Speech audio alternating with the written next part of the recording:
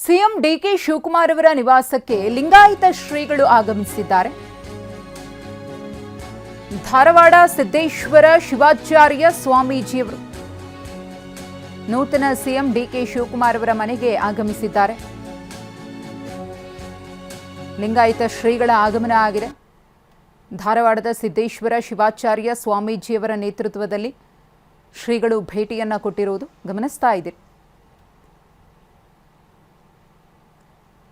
ಒಂದು ಕಡೆ ಡಿಕೆ ಶಿವಕುಮಾರ್ ಅವರಿಗೆ ಶುಭಾಶಯವನ್ನು ಕೋರೋ ನಿಟ್ಟಿನಲ್ಲಿ, ಅವರಿಗೆ ಆಶೀರ್ವದಿಸುವ ನಿಟ್ಟಿನಲ್ಲಿ ಶ್ರೀಗಳ ಈ ಭೇಟಿ ಮಹತ್ವವನ್ನು ಪಡೆದುಕೊಂಡ್ರೆ, ಅದರ ಹೊರತಾಗಿ ರಾಜಕೀಯ ಲೆಕ್ಕಾಚಾರಗಳು ಅಥವಾ ಸಮುದಾಯಕ್ಕೆ ಪ್ರಾತಿನಿಧ್ಯವನ್ನು ಪಡೆದುಕೊಳ್ಳುವಲ್ಲಿಯೂ ಕೂಡ ಈ ಒಂದು ಭೇಟಿ ಹೆಚ್ಚು ಕುತೂಹಲ ಮೂಡಿಸಿದೆ.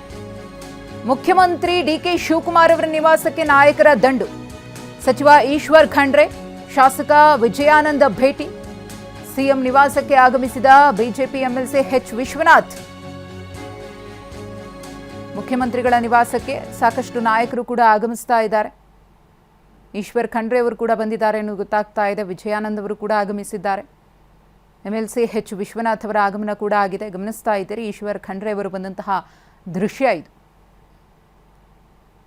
ಅನೇಕ ನಾಯಕರು ಬಂದು ಸಿಎಂ ಅವರನ್ನು ಭೇಟಿ ಆಗ್ತಿದ್ದಾರೆ. ವಿಜಯಾನಂದ ಕಾಶ್ಯಪ್ಪನವರು ಅವರು ಕೂಡ ಆಗಮಿಸಿದ್ದಾರೆ. ಬೆಳ್ಳಂಬೆಳಿಗ್ಗೆ ಸಿಎಂ ಅವರ ನಿವಾಸಕ್ಕೆ ಆಗಮಿಸಿ ಒಂದಷ್ಟು ಮಾತುಕತೆಯನ್ನು ನಡೆಸಿದ್ದಾರೆ. ಯಾರಿಗೆ ಡಿಕೆ ಶಿವಕುಮಾರ್ ಅವರನ್ನು ಇದುವರೆಗೂ ಕೂಡ ಮುಖತಃ ಭೇಟಿಯಾಗೋದಕ್ಕೆ ಅವಕಾಶ ಸಿಗಲಿಲ್ವೋ, ಒಂದಷ್ಟು ಮಂದಿ ಈಗ ಅವರು ಬಿಡುವಾಗಿದ್ದಾರೆ ಅಂತ ಹೇಳಿ ಅವರನ್ನು ಭೇಟಿಯಾಗಿ ಶುಭಾಶಯವನ್ನು ಕೋರೋದಕ್ಕೂ ಕೂಡ ಬಂದಿರಬಹುದು.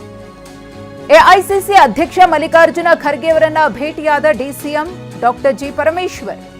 ಬೆಂಗಳೂರಿನ ಸದಾಶಿವನಗರ ನಿವಾಸದಲ್ಲಿ ಖರ್ಗೆ ಅವರನ್ನ ಭೇಟಿಯಾಗಿದ್ದಾರೆ ಪರಮೇಶ್ವರ್. ಡಿಸಿಎಂ ಆದ ಬಳಿಕ ಮೊದಲ ಬಾರಿಗೆ ಖರ್ಗೆ ಅವರ ನಿವಾಸಕ್ಕೆ ಭೇಟಿ. ಖರ್ಗೆ ಅವರಿಗೆ ಧನ್ಯವಾದವನ್ನ ತಿಳಿಸಿದ್ದಾರೆ ಡಿಸಿಎಂ ಡಾಕ್ಟರ್ ಜಿ ಪರಮೇಶ್ವರ್ ಅವರು. ಡಿಸಿಎಂ ಹುದ್ದೆಯನ್ನು ಯಾರಿಗೆ ಕೊಡಬೇಕು ಅನ್ನೋದ್ರ ಬಗ್ಗೆ ಸಾಕಷ್ಟು ಗೊಂದಲಗಳಿತ್ತು.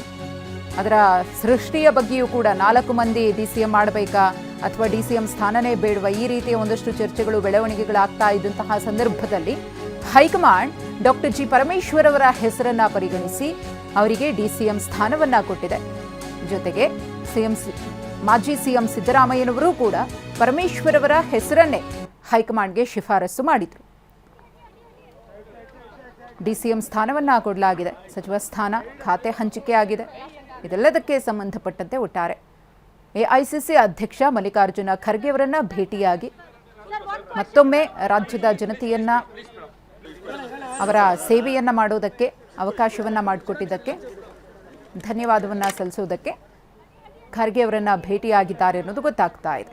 ಸದಾಶಿವನಗರದಲ್ಲಿರುವಂತಹ ಖರ್ಗೆ ಅವರ ನಿವಾಸಕ್ಕೆ ಡಾಕ್ಟರ್ ಜಿ ಪರಮೇಶ್ವರ್ ಅವರು ಭೇಟಿ ಕೊಟ್ಟಿದ್ರು.